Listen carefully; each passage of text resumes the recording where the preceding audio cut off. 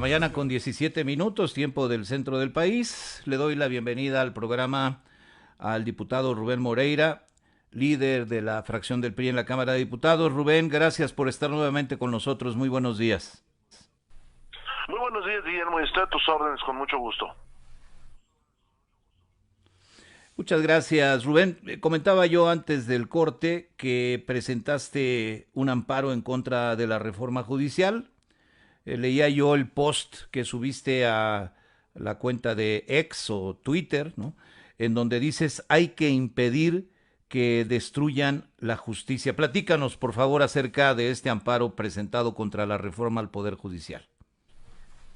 Bueno, te comento que mi partido ha presentado diversas medios de impugnación, entre ellos una acción de inconstitucionalidad que fue preparada por la dirigencia nacional, por Carolina Vigiano, por instrucciones de don Alejandro Moreno, que vienen otras acciones de inconstitucionalidad por las leyes secundarias, pero yo en lo particular presenté un amparo basado en 5 puntos que yo estimo que son fundamentales para que se deroguen esas reformas constitucionales. El primero de estos puntos son los vicios en el procedimiento, que ya los hemos discutido muchísimo.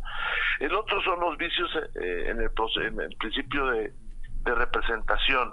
Nosotros los diputados y los senadores, no solamente es el voto que tenemos ahí, sino la deliberación que realicemos de lo que se quiere reformar o cambiar. La violación al principio de división de poderes, uno más, la violación al derecho de acceso a la justicia y la violación al derecho de estabilidad judicial en los cargos como una garantía de que exista justicia. Y por eso yo presenté este amparo. Yo espero que prospere, porque estamos en un momento muy difícil, Guillermo. Una mayoría ficticia. Morena está yendo mucho más allá de lo que la representación les da y sobre todo de la capacidad que tiene el constituyente permanente, que es muy distinta a la del constituyente originario. Con esta mayoría que ellos tienen y lo que ya empezaron a hacer, ellos pueden cambiar toda la constitución. Un día nos pueden decir, fíjate, ya no vamos a ser un estado, un país federal, sino unitario. Y es el mismo principio con el cual están hoy actuando en materia de poder judicial. Dices en la publicación que hiciste en Twitter, hay que impedir que destruyan la justicia, y también dices, es falso que habrá una elección democrática de juzgadores. Explícalo a nuestro público, por favor, en qué estás basando estas afirmaciones, que son además las que dan contexto al amparo presentado por ti y a las acciones de inconstitucionalidad presentadas por el Partido Revolucionario Institucional. Rubén Moreira. Rápidamente, y empiezo por la segunda. Primera, no va a haber más justicia, ni mejor justicia, porque no está aumentando el número de jueces, porque no se está hablando de los ministerios públicos locales, por ejemplo, porque no se está hablando de tener más peritos o mejores sistemas forenses, por ejemplo, o más seguridad. No solamente se quiere cambiar a los jueces. He puesto muchas veces el ejemplo de un juzgado en Monterrey que tiene 15,000 juicios, juzgado mercantil. Pues ahí no se requiere cambiar al juez, se requieren 10 juzgados más, ¿no? Segundo, porque es falso que la gente vaya a seleccionar a esa persona que considera un buen abogado, que también hay que ponerlo entre comillados, porque puede ser un excelente litigante o un excelente asesor, y eso no quiere decir que va a ser un excelente juez. Pero es falso además, porque ¿quiénes van a ser los candidatos? Pues las personas que diga Morena, las personas que digan los diputados de Morena. Entonces, esto, le digo, están engañando a la gente. Segunda, ya hemos hablado de lo difícil que va a ser votar. En Bolivia vota el 5% de las personas, porque el 95% del resto no va, o cuando fue a votar, dejó en blanco, porque hay que anotar. Esta es una ley donde no se ha aprobado en ninguna parte del mundo, porque además Bolivia solamente lo hace para una parte de su poder judicial. Entonces, están engañando a la población, están engañándola, se construyen narrativas muy atractivas tal vez, pero que son un engaño, una falacia, como esa de tener la firma de algunos vecinos. Pues todos tendrán algún vecino que les dé su firma, ¿no? Y si estás en Badiraguato, pues quién sabe de quién saques la firma, ¿no? La otra parte es la intromisión, la entrada de poderes fácticos, tanto económicos como delincuenciales, en la selección de los jueces.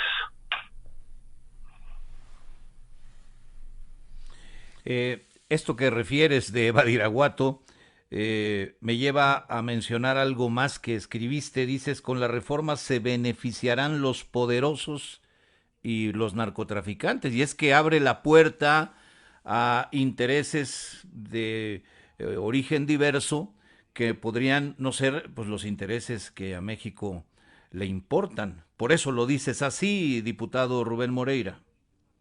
En efecto, y voy a poner un ejemplo muy práctico. En el estado de Guerrero hemos visto que ahí no hay autoridad, que ahí los poderes extraconstitucionales, los poderes fácticos, el narcotráfico, por ejemplo, decide pues prácticamente todo.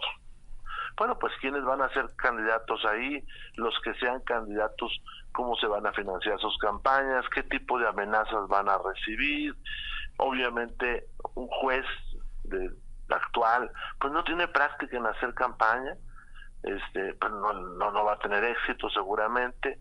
Entonces, ¿quién van a ser los jueces? Pues pareciera que en esos estados todo está preparado para que el crimen asuma los poderes judiciales. Adviertes, Rubén Moreira, que los derechos humanos están en peligro con esta reforma al Poder Judicial. Te pediría que amplíes para nuestro público por qué afirmas, por qué dices este argumento. Sí, en el 2010-2011 salió una gran reforma en materia de derechos humanos, que es la que ha transformado muchísimas cosas en el país. Los derechos de las mujeres, los derechos de las niñas y los niños, los derechos de las comunidades lésbico-gay, por ejemplo, los derechos de las mujeres abandonadas, los derechos de las poblaciones originarias, todo eso, todos estos derechos que ahora vemos ahí, todo esto que hoy es un logro, vaya, un reconocimiento, es producto de aquella reforma de 2010-2011 que permitió además la entrada de los tratados internacionales a la vida jurídica nacional. Bueno, pues con esta reforma todo eso se hace a un lado y las resoluciones serán pues por popularidad. Por otro lado, tenemos el caso de que los derechos humanos para ser garantizados requieren jueces que tengan alta especialidad y que estén alejados del voto popular. ¿Por qué? Porque sobre todo, van a resolver derechos de minorías. Y todos nosotros alguna vez somos una minoría, ¿no? Pero va a resolver temas de minorías, y un juez que ande buscando favores de otro tipo, pues no va a decidir por ello. Paulino Machorro Narváez, el constituyente del 17, que ese sí fue una revolución, en el debate en Querétaro dijo: los diputados respondemos a la voluntad popular, los jueces deben responder a la voluntad de la ley y de la justicia. Entonces, por eso digo que los derechos humanos están en riesgo. En Estados Unidos pasa mucho. O sea, un mexicano en la comunidad blanca pues le va muy mal, un negro en la comunidad blanca le va muy mal. Cuando se acercan las elecciones aumentan las penas de muerte. ¿Por qué? Pues porque los jueces quieren ser populares.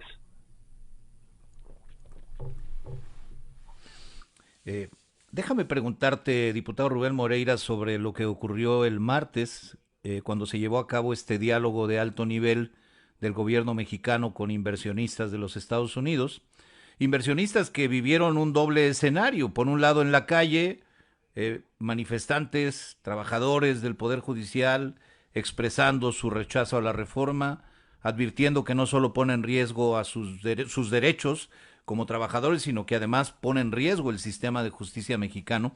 Y por el otro lado, los mismos inversionistas que vieron eso en la calle, presenciando el discurso de la presidenta Sheinbaum, diciendo que no pretende apoderarse del Poder Judicial, que va a mejorar el Poder Judicial y que ninguna de las reformas constitucionales representa un riesgo para los inversionistas. ¿Qué opinas de esto, de esta realidad que vieron descarnadamente quienes acudieron a Palacio Nacional, diputado Rubén Moreira?